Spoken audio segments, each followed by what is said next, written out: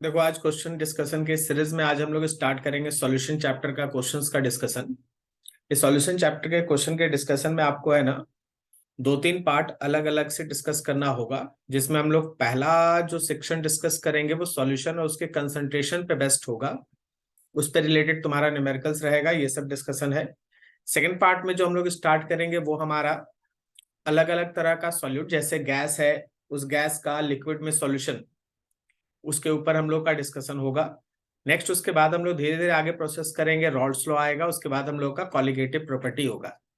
तो इस पूरे सॉल्यूशन चैप्टर में आपको तीन चार इंपॉर्टेंट टॉपिक्स के ऊपर ढेर सारा न्यूमेरिकल, ढेर सारा कॉन्सेप्चुअल क्वेश्चंस, ये सब आपके सामने रहेगा। आपको हर एक टॉपिक के ऊपर एक दो क्वेश्चन ऐसे मिलते जाएगा। तो अगर आप इन सारे क्वेश्चंस के सीरीज को बहुत अच्छे तरीके से दिमाग में रखते हैं, जो कैलकुलेशन आपको बताया जा रहा है, जो प्रोसेस आपको समझाया जा रहा है कि हाँ इस तरह से कैलकुलेट करना है, इस फॉर्मूला को यूज करना, अगर आप उसको सभी चीज को दिमाग में रखेंगे तो सॉल्यूशन एक बेहतरीन चैप्टर है न्यूमेरिकल पॉइंट ऑफ व्यू से। और बहुत सारे बच्चों को सबसे ज्यादा प्रॉब्लम इसके न्यूमेरिकल में ही होता है, क्योंकि इसमें मोल कॉन्सेप्ट भी इन्वॉल्व है। तो आपको उस पर एक अच्छा सा ग्रिप मिलेगा। पहले तो आपको मोल कॉन्सेप्ट का बेसिक्स भी दिमाग में रखना होता है, और उसके बाद आपको सॉल्यूशन का भी कॉन्सेप्ट लगाना पड़ता है। ठीक है, तो मोल कॉन्सेप्ट अपने आप में भी एक छोटा सा, मतलब बोला जाए तो थोड़ा डिफिकल्टी सेक्शन है। ठीक है, और साथ में ये सॉल्यूशन का भी कॉन्सेप्ट उसके अंदर ऐड होते चलता है। तो बहुत अच्छे से देखिए, अच्छे से दिमाग बना के रखिए, हर चीज को समझने का कोशिश कीजिए। जहां जरूरत पड़े वीडियो को पॉज करके रुक के समझ लीजिए, उसके बाद आगे बढ़ने दीजिए। ठीक है, हम तो अपने फ्लो में धीरे धीरे चलते रहेंगे, स्पीड ज्यादा नहीं रखेंगे, लेकिन आपको एक सर्टेन टाइम के अंदर भी तो इसको खत्म करना होगा ना, तो उस तरीके से हम चलेंगे। आपको जहां जरूरत पड़ता है रिवाइंड कर लें, पॉज कर लें, नोट्स बनाने के लिए जैसे काम करना है आप करते रहें। कॉपी पे नोट्स होना बहुत जरूरी है, खाली देखने से नहीं होगा। खाली देख के अगर आप सोच रहे हैं कि आपको ये पूरा सेक्शन आ जाएगा तो आप गलत फहमी में हैं। आपको इसको नोट डाउन करते रहना होगा, हर चीज को अच्छे से है ना एनालाइज करते रहना होगा। लगना चाहिए कि हाँ आप इसको सीखना चाहते हैं, टाइम काट के कोई फायदा नहीं। ठीक है, आगे बढ़े।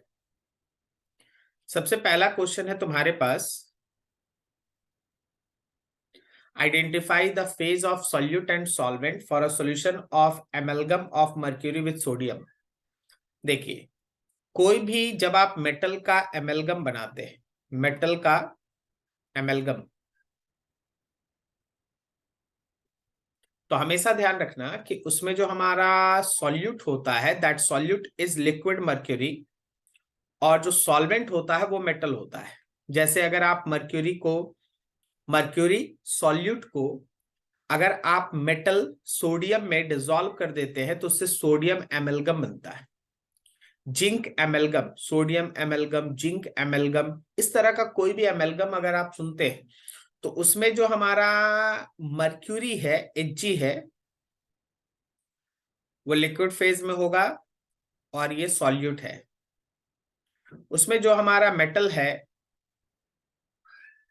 वो हमारे सॉलिड फेज में होगा और ये हमारा सॉल्वेंट है। ठीक है, तो आपका वन का आंसर सी करेक्ट है। सॉल्यूट होगा लिक्विड फेज में और सॉल्वेंट होगा सॉलिड फेज में। सॉल्यूट होगा लिक्विड फेज में और सॉल्वेंट होगा सॉलिड फेज में। ठीक है, सेकेंड में आओ। लिखा है if two bottles A and B contain 1 molar and 1 molal aqueous solution of sulphuric acid respectively, then इन दोनों में से किसका कंसंट्रेशन ज्यादा है वो समझो। अच्छा, ए जो लिखा है वो लिखा है 1 मोलर। 1 मोलर का मतलब है 1 मोल इन 1000 ml सॉल्यूशन, और 1000 ml सॉल्यूशन है। जब आप लिखते हैं बी, तो बी जिसमें लिखा है 1 मोलर, मोलल, तो इसका मतलब होता है 1 मोल इन 1000 ग्राम सॉल्वेंट। अब आप खुद से दिमाग लगाइए, दोनों में सॉल्यूट का अमाउंट, दोनों में सॉल्यूट का जो अमाउंट है वो फिक्स्ड है, 1 मोल है। लेकिन किस केस में सॉल्वेंट कम है? किस केस में सॉल्वेंट कम है। अगर आप दिमाग लगाइएगा ना तो ऊपर वाले केस में, फर्स्ट वाले केस में जो हमारा सॉल्वेंट है वो लेस देन 1000 है। कारण है कि उसमें सॉल्वेंट और सॉल्यूट दोनों मिलके 1000 है। कारण समझने का कोशिश करो। कारण ये है कि फर्स्ट केस में हम लोगों के पास यहां पे बात कर रहे हैं तो हमारा सॉल्यूट और प्लस सॉल्वेंट ये दोनों मिलके 1000 है। ठीक है, तो सॉल्वेंट तो 1000 से कम ही होगा।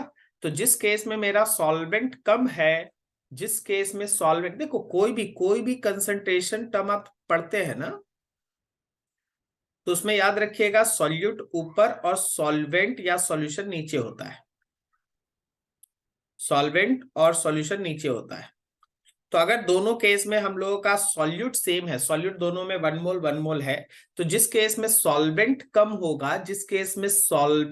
होगा, ऑब्वियसली उसका कंसंट्रेशन ज्यादा होगा। तो हमारे मोलर सॉल्यूशन में, जिसमें मोलारिटी आप बात करें, मोलारिटी में सॉल्वेंट 1000 ग्राम से कम है तो उसका कंसंट्रेशन ज्यादा है कंपैरिजन टू बी वाला। तो A option is correct. Concept समझ में आ रहा है? फिर से एक बार कि जो मेरा ए है जिसमें मोलर लिखा हुआ, मोलारिटी लिखा हुआ है, मोलारिटी में सॉल्यूट और सॉल्वेंट दोनों मिलके 1000 है तो सॉल्वेंट 1000 से कम है। ठीक है, और बिकॉज सॉल्वेंट 1000 से कम है तो 1 molar solution is more concentrated comparison to 1 molal. Molarity ज्यादा कंसंट्रेटेड होता है मोलालिटी से। ठीक है, आगे बढ़ते हैं।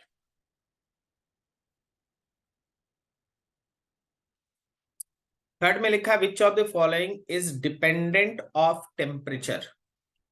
इसमें से जो भी वॉल्यूम पे डिपेंड करा वो टेम्परेचर पे डिपेंड किया, और जो मास पे डिपेंड किया वो टेम्परेचर से इंडिपेंडेंट है।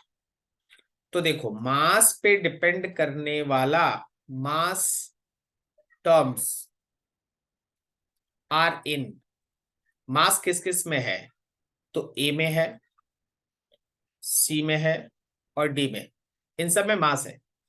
लेकिन वॉल्यूम किस में है, वॉल्यूम टर्म्स इन बी में है। तो अगर आप टेम्परेचर को बढ़ाएंगे या घटाएंगे ना तो वॉल्यूम उसका तुरंत रिस्पॉन्स शो करेगा। टेम्परेचर बढ़ाने से बॉडी, ये कोई भी बॉडी अगर लिक्विड है तो लिक्विड एक्सपेंड करता है, टेम्परेचर घटाने से लिक्विड कॉन्ट्रैक्ट करता है। तो मोलारिटी जिसमें वॉल्यूम है वो टेम्परेचर के चेंज करने से चेंज कर जाएगा, बाकी तीनों चेंज नहीं करेगा। तो टेम्परेचर डिपेंडेंट एक्चुअली आपका बी हुआ।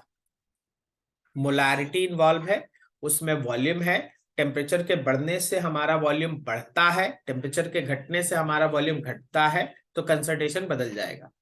लेकिन मोलालिटी, मोल फ्रैक्शन या वेट परसेंटेज, इन तीनों में मास है, और मास होने से आप अगर टेम्परेचर में बढ़ाएंगे या घटाएंगे तो मास कभी नहीं बदलता। वॉल्यूम बदलता है, डेंसिटी बदलता है, लेकिन मास कभी नहीं बदलता। तो मास पे जो डिपेंडेंट क्वांटिटीज है वो सब चेंज नहीं होगा, लेकिन वॉल्यूम पे डिपेंडेंट क्वांटिटीज चेंज होगा। ठीक है, तो मोलारिटी डिपेंडेंट ऑन टेम्परेचर। आगे बढ़े। 4 में लिखा है ऐसा, what is the percentage of solute in the resultant solution if it is obtained by mixing 300 gram of 30% and 200 gram of 20% solution। देखिए, जब आप 30% ऑफ 300 ग्राम सॉल्यूशन लेते हैं तो आपका जो वेट ऑफ सोल्यूट होता है, मान लीजिए इसको हम 1 कह दें, तो यह आएगा 300 का 30%, बोला जाए तो 90 ग्राम। और जब आप 20% ऑफ 200 ग्राम सोल्यूशन लेते हैं तो इसमें जो वेट ऑफ सोल्यूट आएगा आपका, सोल्यूट को हम लोग बी से दिखाते हैं, तो वो 200 का 20% आएगा, दैट इज 40 ग्राम। अब आप देखो, देयरफॉर आफ्टर मिक्सिंग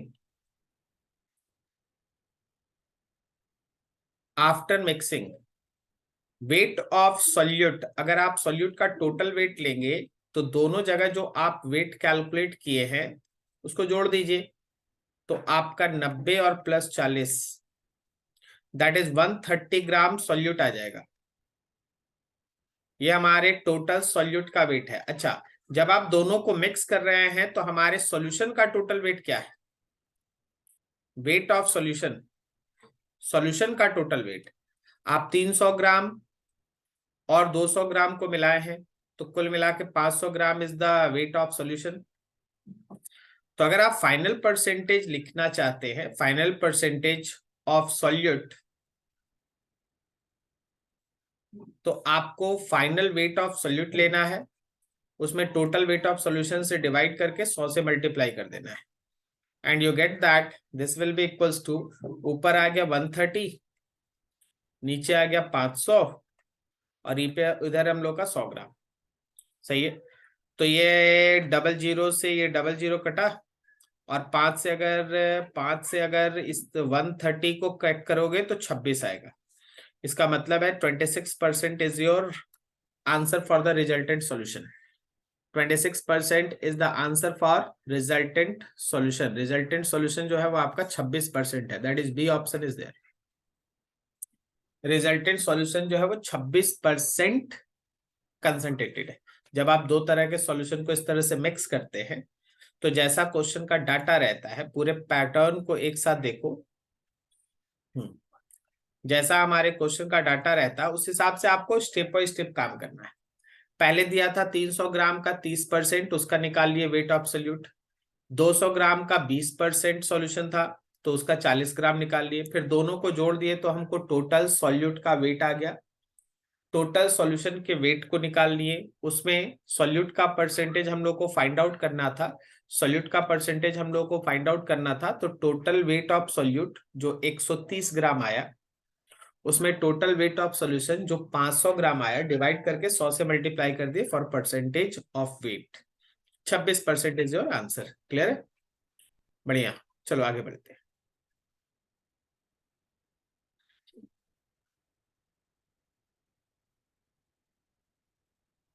5 नंबर में लिखा है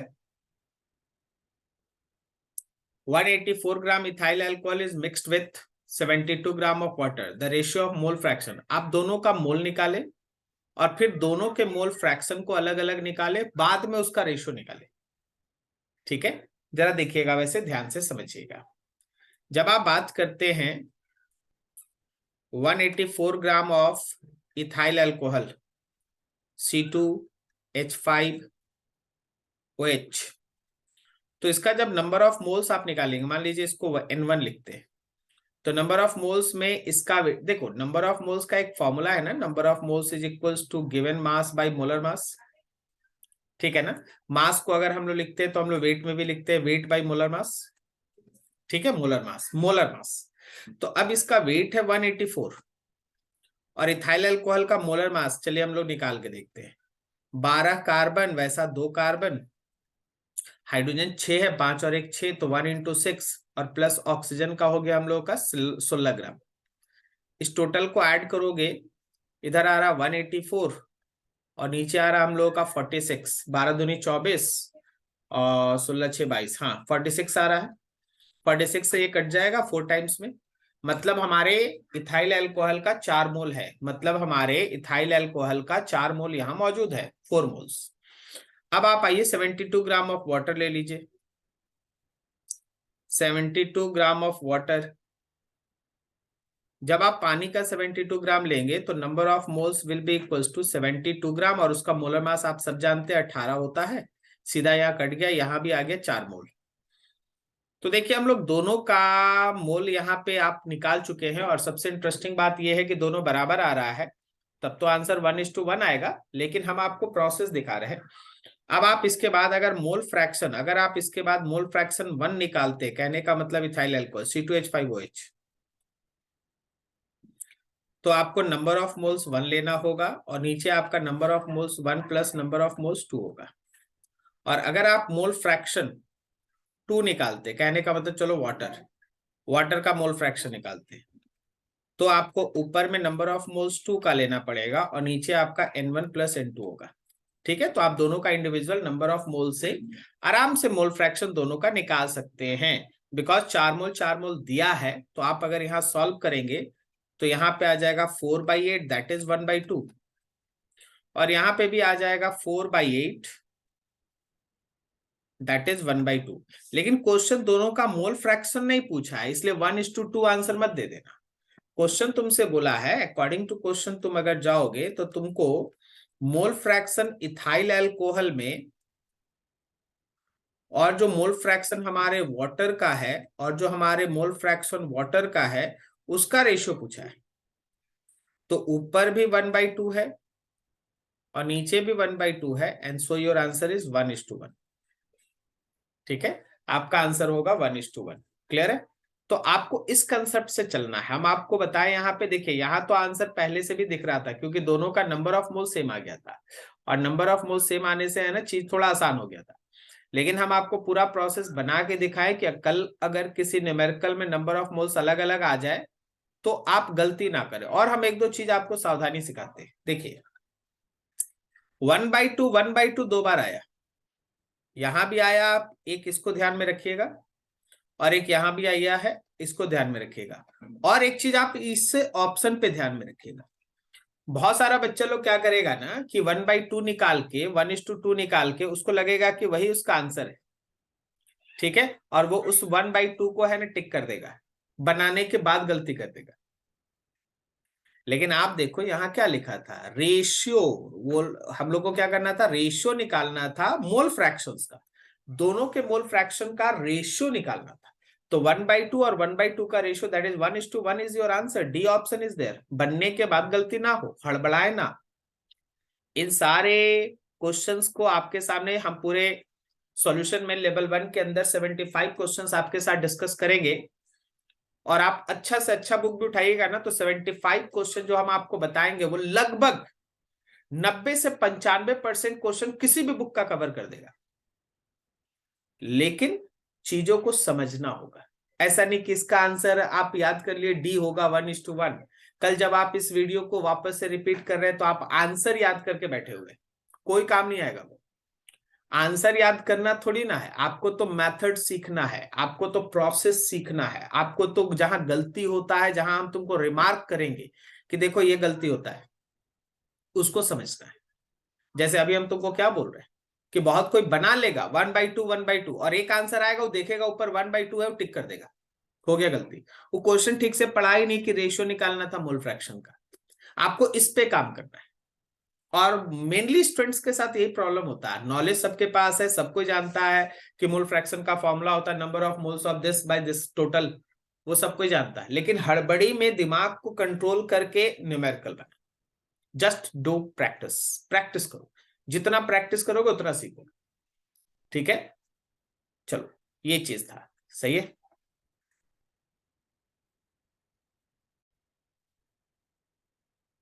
चलो नेक्स्ट क्वेश्चन पे आगे बढ़ते हैं। क्वेश्चन नंबर 6 लिखा, if molarity of copper plus 2 ion 3 × 10⁻⁻⁴ दिया है, then express this in ppm। तो जो तुम्हारे पास लिखा हुआ है, तुम्हारे पास लिखा है मोलारिटी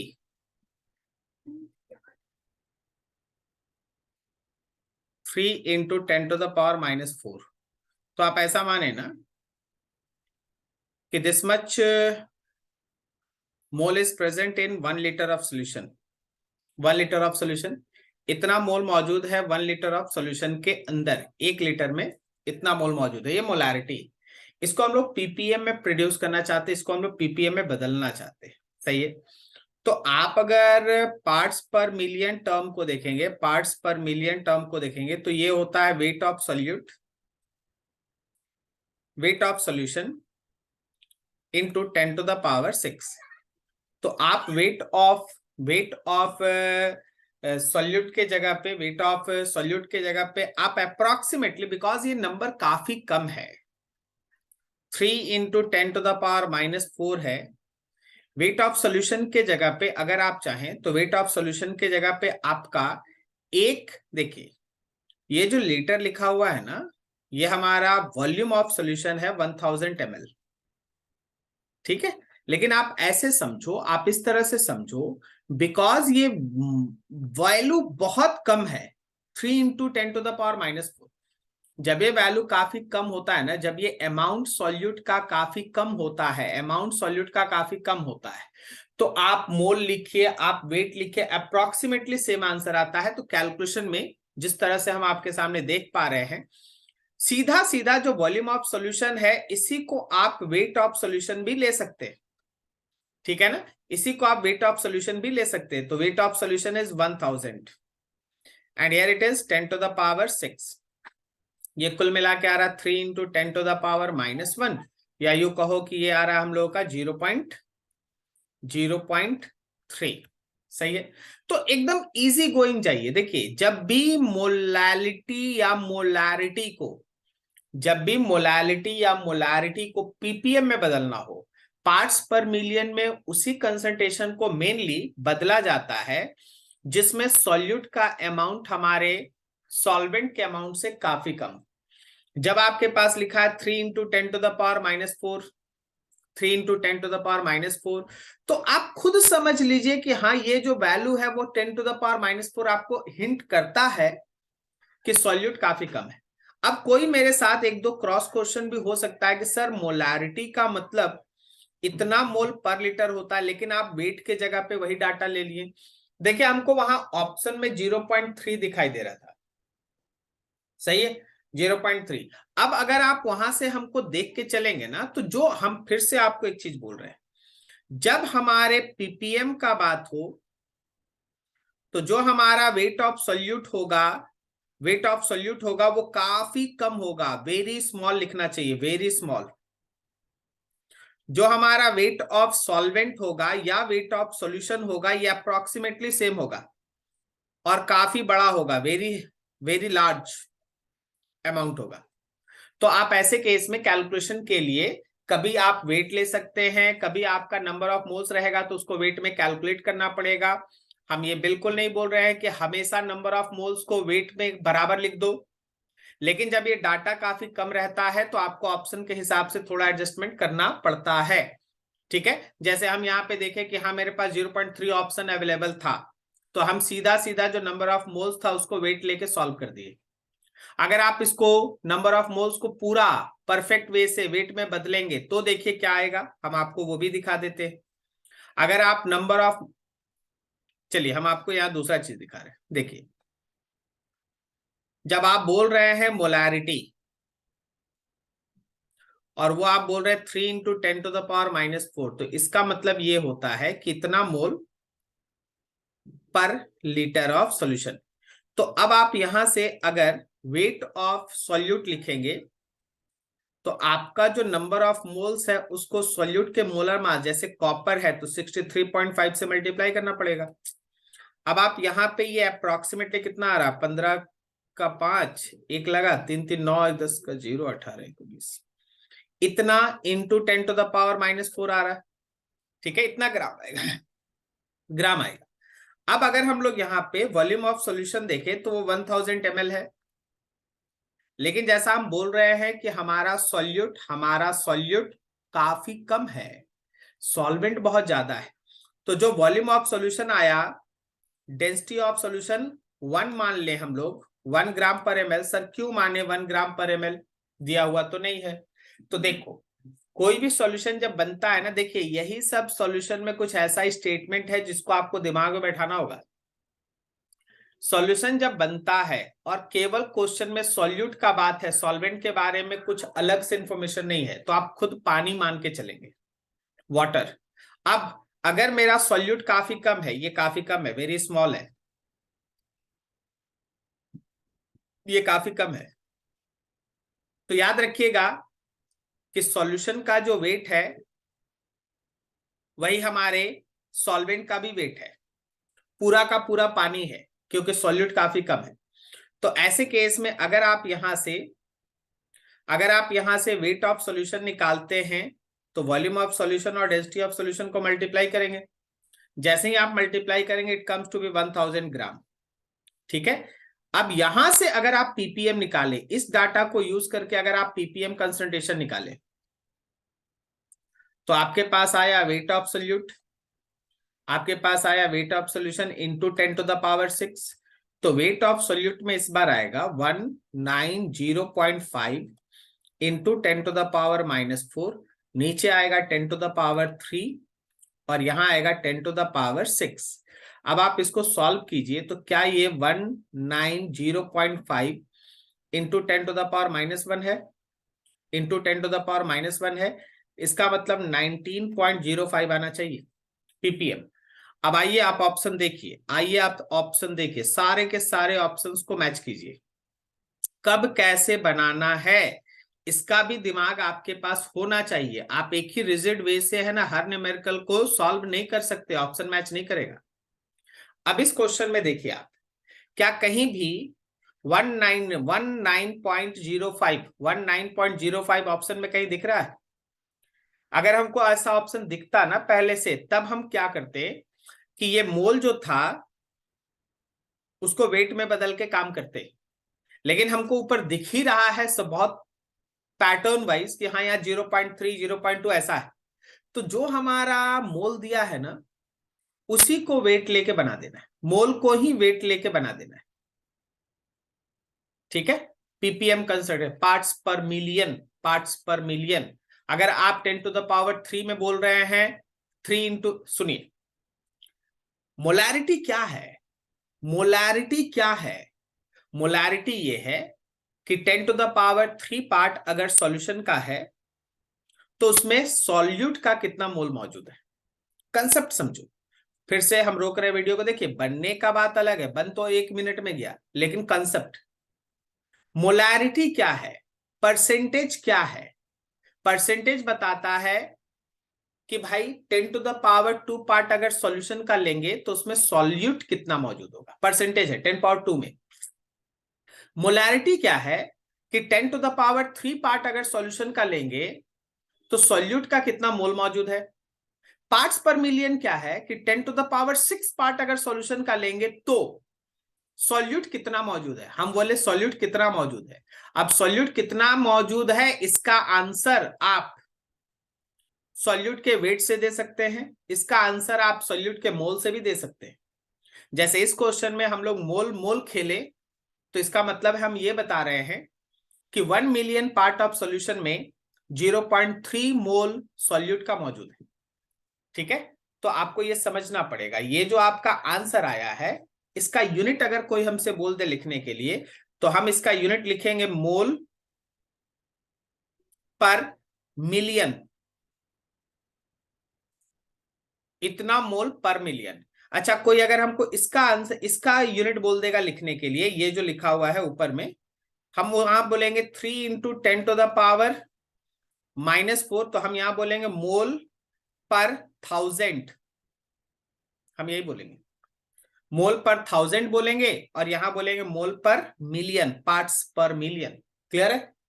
बहुत अच्छा है, ये सब है ना सीखने का चीज है, और दिमाग खुला रखो, कंसेप्ट समझ में आ रहा होगा सारा चीज, कब किस तरह से काम करना। अगर यही क्वेश्चन हमको वेट में बोलता तो हम वेट में बदलते, तो रेड वाला फॉलो करते। अभी मोल में फॉलो करना है तो ग्रीन वाला फॉलो करना है। क्लियर है? बढ़िया, चलो आगे बढ़ते हैं नेक्स्ट क्वेश्चन पे। इन सबको दिमाग में रखिएगा भाई, कॉपी पे खाली नहीं रखना है, दिमाग में रखना है सबको। What is the molarity of K plus in aqueous solution that contains 17.4 ppm of K2SO4? 17.4 ppm of K2SO4। देखिए 17.4 पार्ट्स पर मिलियन, इसका मतलब है, अब देखो नीचे मेरे पास मोलर मास दे रखा है, तो अब तुम ही सोचो कि जब मोलर मास दे रखा है K2SO4 का, तो हमको इसमें क्या करना चाहिए। ऑब्वियसली हमको इस केस में वेट से मोल बदल लेना चाहिए, क्योंकि इसका डाटा हमको सिखा रहा है कि नहीं भाई आप इस रास्ते से चलिए। 17.4 gram of K2SO4 in 10 to the power 6 gram of solution, ऐसा मान के चलना है हम लोगों को।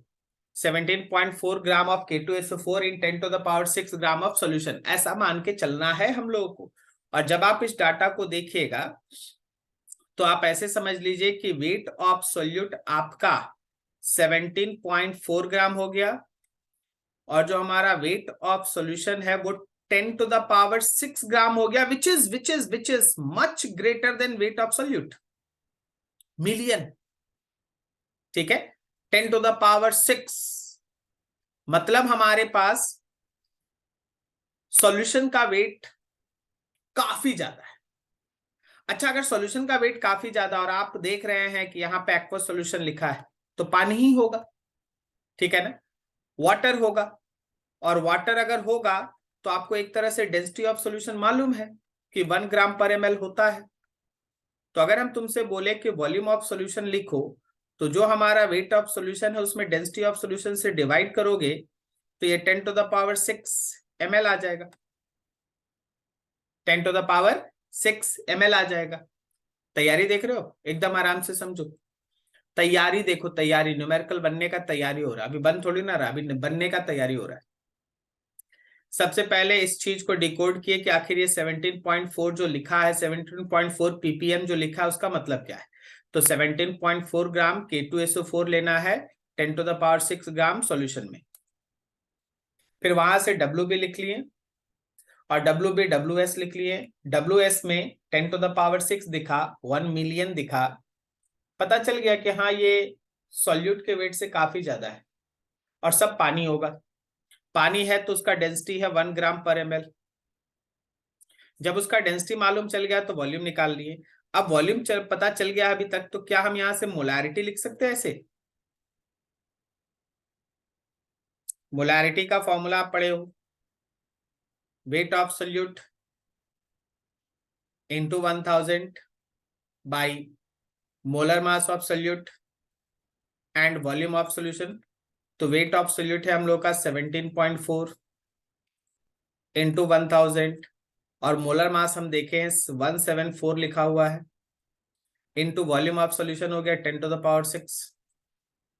ठीक है ना, यही है ना। देखो यहाँ मोलर मास लिखा हुआ है ना, उतना ग्राम पर मोल। तो ये अगर इसके साथ कट जाए, ये अगर इसके साथ कट जाए तो कितना आ रहा है, 10 टू द पावर -4, इतना आ रहा है, इतना मोलैरिटी आ रहा है, 10 टू द पावर -4, ये इसका मोलैरिटी। अच्छा, जब ये इसका मोलैरिटी है 10 टू द पावर -4 इसका मोलैरिटी है, तो ये एक्चुअली मोलैरिटी किसका है। This is molarity of, this is molarity of K2SO4। ये मोलैरिटी है K2SO4 का, ये मोलैरिटी है K2SO4 का, K2। लेकिन आपसे पूछा क्या था, आपसे पूछा था मोलैरिटी ऑफ K+ आयन, आपसे पूछा है मोलैरिटी ऑफ K+ आयन, आपको K+ आयन का मोलैरिटी बताना। अब आप आओ आयनिक केस में, अब आप आओ आयनिक केस में। नाउ आप अगर एक K2SO4 लेते हैं तो वो सॉल्यूशन में जाएगा और 2 K+ जनरेट करेगा और एक सल्फेट जनरेट करेगा। जब भी इस तरह का कोई भी न्यूमेरिकल मिले जिसमें तुमसे आयन का कंसंट्रेशन पूछा जा रहा है, तो उसका जो सॉल्यूट है पहले उसका कंसंट्रेशन निकाल लिए। मान लीजिए हम लोग इसका कंसंट्रेशन निकाले हैं 10 टू द पावर -4m, तो जब ये डिसोसिएट करेगा तो K+ आएगा 2 into 10 to the power -4m, और अगर कोई सल्फेट पूछता तो 10 टू द पावर -4m होता उसका कंसंट्रेशन।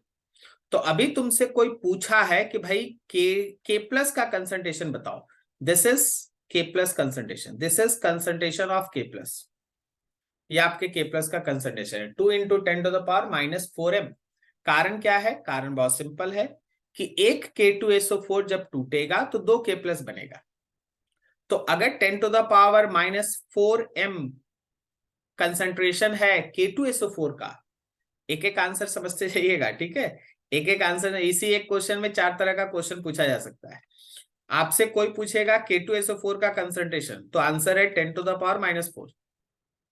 आपसे कोई पूछेगा K प्लस का कंसंट्रेशन, तो K प्लस का कंसंट्रेशन है 2 इंटू 10 टू द पावर -4। आपसे कोई पूछेगा सल्फेट का कंसंट्रेशन, तो सल्फेट का कंसंट्रेशन है -10 टू द पावर -4m। तो जैसा क्वेश्चन आएगा उस हिसाब से आपको आंसर देना पड़ेगा, प्रोसेस आपके सामने। ठीक है, एक बार थोड़ा सा इसको 75% पे करके देख लेते हैं कि क्या हो रहा है। हाँ, सारे चीजों को एक साथ देखो, एनालाइज करो। देखो कोई ऑप्शन है ना ये डी वाला, 2 इंटू 10 पावर -4। तो देखो सबसे पहले 17.4 ppm को डिकोड किए। सर इस बार जो आप डिकोडिंग की उसमें सीधा आप वेट लेके चल दिए, क्यों?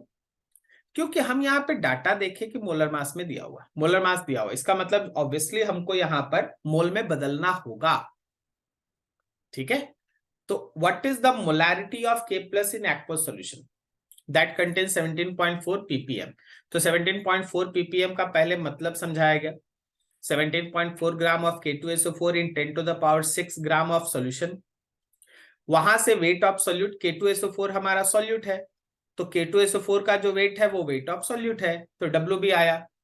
फिर WS आया, WS 10 टू द पावर 6 था, काफी काफी बड़ा था सॉल्यूट के वेट से। वाटर है तो वहां डेंसिटी ऑफ सॉल्यूशन हम लोग लिखे 1 ग्राम पर ml। वहां से हम लोग वॉल्यूम ऑफ सॉल्यूशन निकाले 10 पावर 6। उसके बाद फिर मोलैरिटी का जो बेसिक फॉर्मूला है उसमें सब चीज को यूज किए और हमको आया 10 to the power -4 molar K2SO4 का कंसंट्रेशन। अब हमसे आयन का कंसंट्रेशन पूछा है, तो K2SO4 को तोड़ेंगे, 2K प्लस और एक सल्फेट मिलेगा, 2K प्लस और एक सल्फेट मिलेगा। जब आपको 2K प्लस और एक सल्फेट मिल रहा है तो K2SO4 अगर 10 टू द पावर -4 मोलारिटी है तो K प्लस उसका दुगना होगा, और K प्लस का कंसंट्रेशन आ गया 2 into 10 to the power -4, 2 into 10 to the power -4। Clear है? बाकी आपको बहुत कुछ बताया गया कि किसका आंसर पूछेगा तो आपको क्या देना है उस हिसाब से सोचना है। क्लियर है? बहुत बढ़िया, चलिए आगे बढ़िए।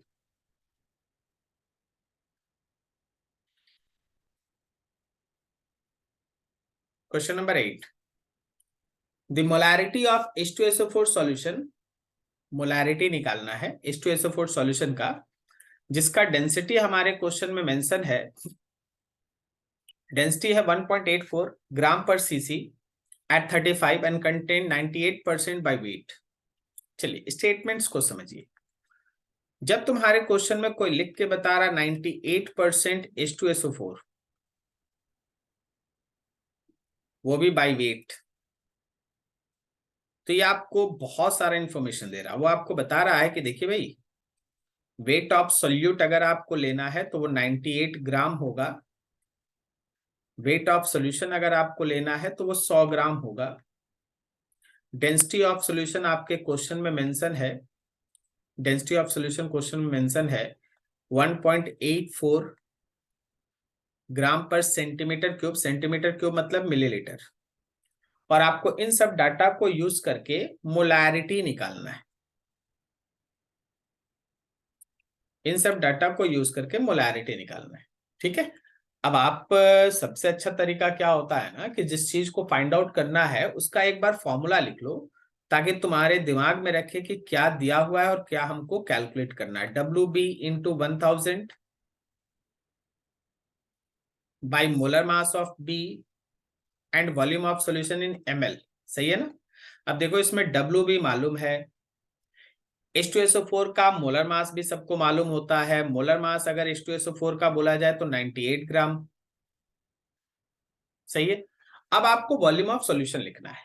क्या वेट ऑफ सॉल्यूशन और डेंसिटी ऑफ सॉल्यूशन को मिला के हम वॉल्यूम ऑफ सॉल्यूशन लिख सकते हैं कि weight of solution by density of solution? तो weight of solution is 1000 gram and density of solution is 1.84। अब आप सबको उठा के इस डाटा में पुट कर दीजिए। तो वेट ऑफ सॉल्यूट हो गया 98 इंटू 1000, नीचे देखो मोलर मास भी हो गया 98, और जहां वॉल्यूम ऑफ सॉल्यूशन है वहां हो गया है 1000 डिवाइडेड बाय 1.84। अब तुम इस डाटा को कैलकुलेट करो, बहुत इजी है, बहुत अच्छे से सेट किया गया है, 1.84 ही आएगा।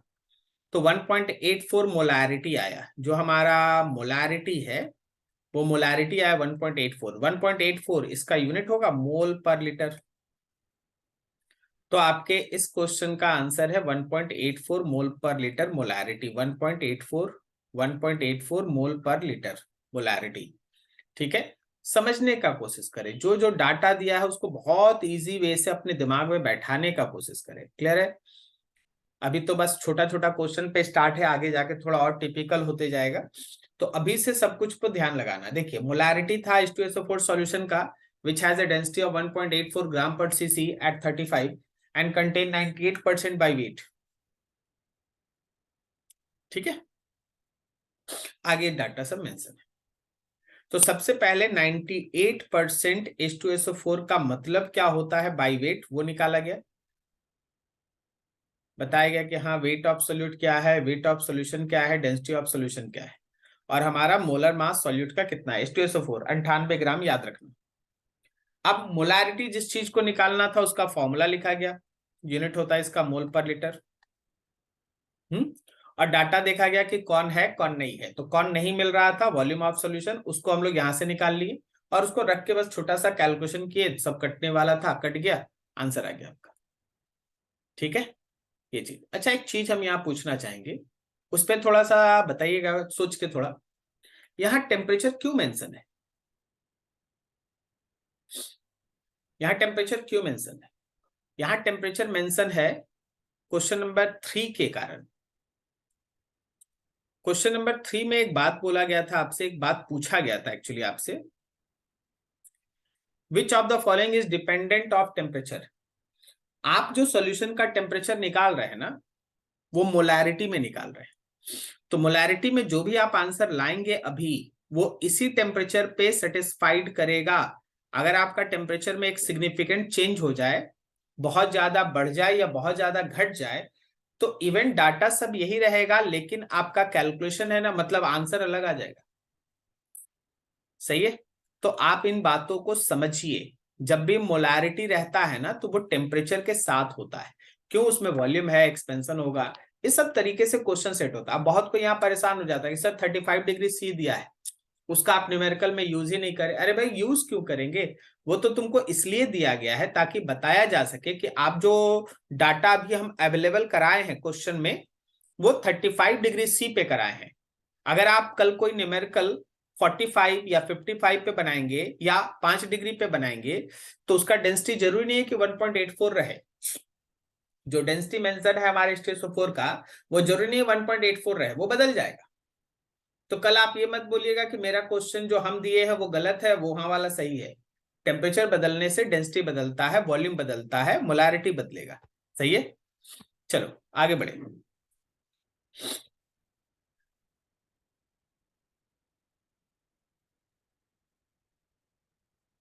Question number 9।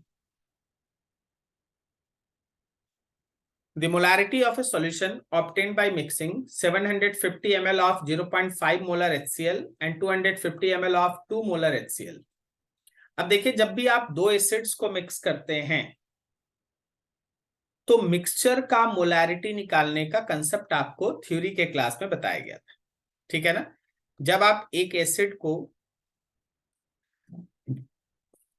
किसी दूसरे एसिड के साथ मिलाते हैं, तो molarity of solution is equals to M1V1 plus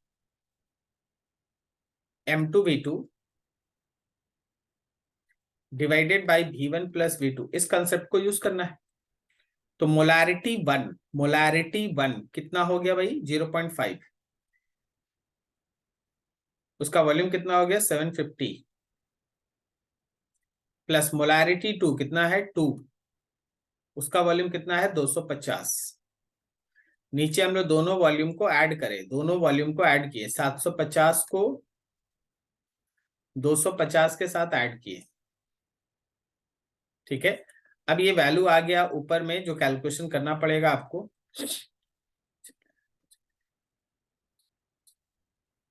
plus नीचे है हम लोगों के पास 1000, ऊपर में दोनों को ऐड किए, कितना आ गया ये? 875, और नीचे है 1000। So it is 0.875. 0.875. This is molarity of mixture. कहने का मतलब A option. Molarity of mixture कहने का मतलब ए ऑप्शन. ए ऑप्शन के अंदर ये सारा डाटा सेटिस्फाइड होके आंसर मैच करता है.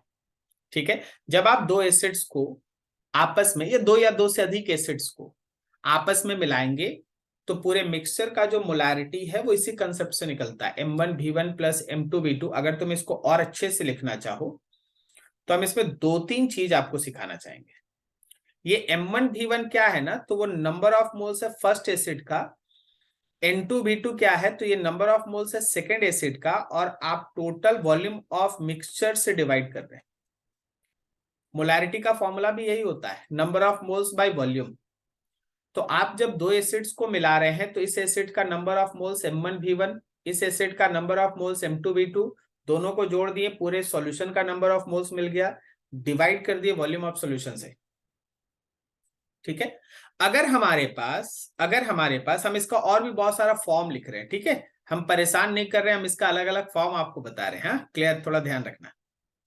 अब देखो, इसी चीज को लिखने का एक और तरीका होता है, that is summation. Capital M लिखना था, हम गलती से स्मॉल एम लिख दिए. चलिए, इसी को लिखने का एक और तरीका है summation of MI VI I equals to 1 से लेके n तक divided by summation VI I equals to 1 से लेके n तक. ठीक है, यही चीज लिखा हुआ है. अब उसमें दो सॉल्यूशन रहे तो आप एक टर्म्स 2 तक लेना, अगर 3 रहे 3 तक लेना, 4 रहे 4 तक लेना.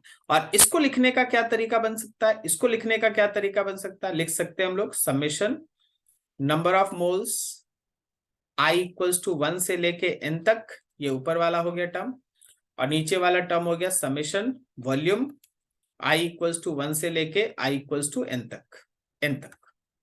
क्लियर. तो ऐसे ऐसे लिख के बहुत सारा चीज तुमको दिया जा सकता है, तो आपको हर फॉर्म दिमाग में रखना है. हाँ, एसिड या एसिड मतलब दो एसिड्स का सॉल्यूशन, या बेस के साथ. एसिड बेस नहीं बोल रहे हम एसिड बेस नहीं बोल रहे हैं, एसिड बेस में माइनस लगता है. ठीक है, लेकिन एसिड या बेस में प्लस ही लगेगा. अगर कोई 2 बेस भी मिला दो, 3 बेस भी मिला दो, 5 बेस भी मिला दो, तो भी बनाने का मेथड यही रहेगा, क्योंकि बेस के कंसेप्ट में भी सेम चीज है. अंतर तभी होगा जब आप एसिड और बेस को मिलाएंगे, क्योंकि एसिड और बेस में आपको माइनस साइन यूज करना पड़ता है. क्लियर है.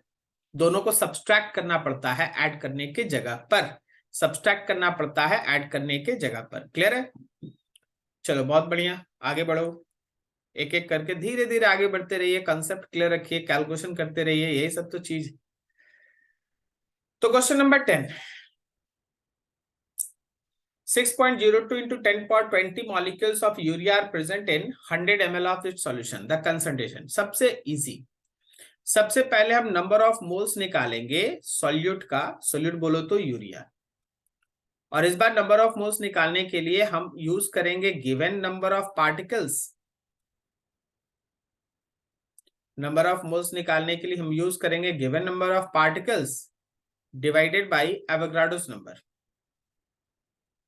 तो इस बार गिवन नंबर ऑफ पार्टिकल है 6.02 इंटू 10 टू द पावर 20, और नीचे है हमारा Avogadro's number 6.02 into 10 to the power 23.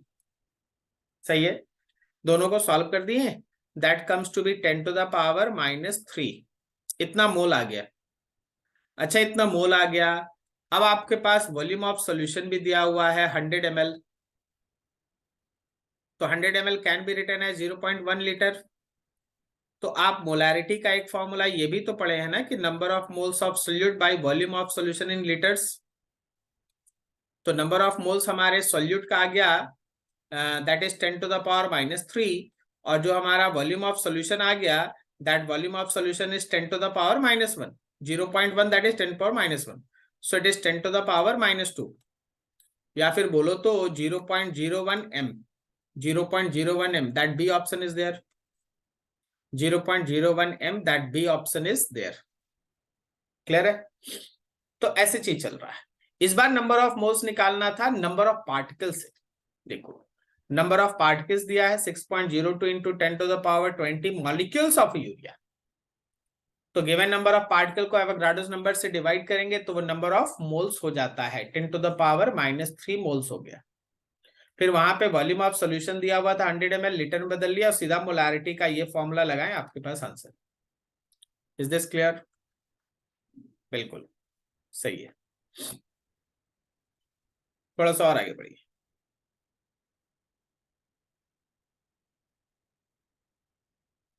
Next question लिखा है 5.2 molal aqueous solution of methyl alcohol is supplied. What is the mole fraction of methyl alcohol in the solution? देखिए इसका molality बहुत बड़ा है, ठीक है।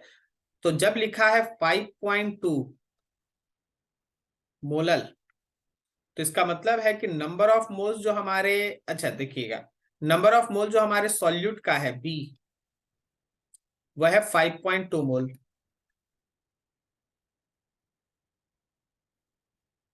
ठीक है। और हमारे पास जो वेट ऑफ सॉल्यूशन है, सॉल्यूशन नहीं बोलो, सॉल्वेंट बोलो, अगर बहुत एग्जैक्ट कैलकुलेशन करना है तो आप सॉल्वेंट ही मान के चले। Wait of solvent, wait of solvent कितना है भाई? तो 1000 ग्राम। जब हमारे पास नंबर ऑफ मोल्स हमारे मिथाइल अल्कोहल का 5.2 है, थोड़ा वीडियो रुक जा रहा है, वीडियो पे ध्यान दे रहे हैं तो इधर क्वेश्चन थोड़ा सा स्किप हो रहा है, इसलिए है ना, थोड़ा वीडियो अगर रुक जाए ना तो आप चलते रहिए, समझते रहिए। NB इज इक्वल टू 5.2 मोल। तो क्या हम यहां से वेट ऑफ सॉल्यूट अगर हम लिखेंगे, वेट ऑफ सॉल्यूट लिखना जरूरी है ताकि हम मोल फ्रैक्शन में, अच्छा mole fraction of methyl alcohol in solution, ना जरूरत नहीं है, क्या काम, कोई काम।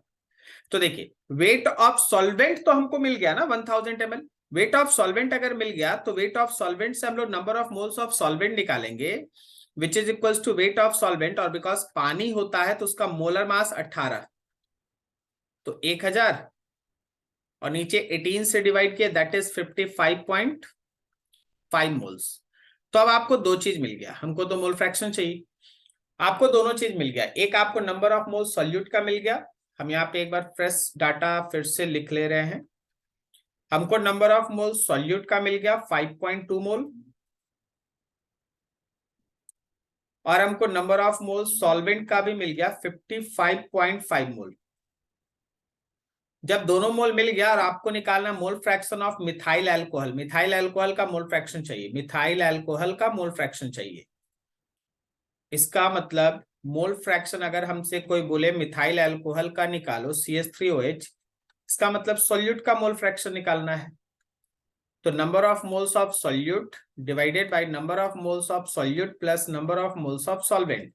तो number of moles of solute है 5.2 और नीचे है 5.2 प्लस 55.5।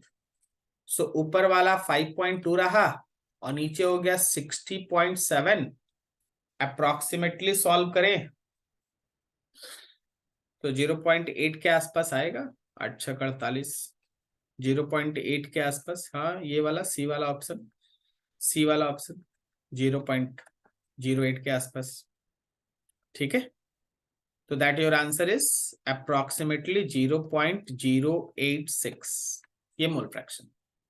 अच्छा एक चीज यहां पूछ लेते हैं, बस एडिशनल इंफॉर्मेशन की तरह ही आप मानिएगा कि जब आपको ये पता चल गया है कि हमारा मोल फ्रैक्शन इथाइल अल्कोहल का, मोल फ्रैक्शन इथाइल अल्कोहल का, इथाइल नहीं methyl, mole fraction methyl alcohol का अगर 0.086 है, तो कोई अगर तुमसे पूछ दे कि मोल फ्रैक्शन पानी का कितना है तो क्या करोगे?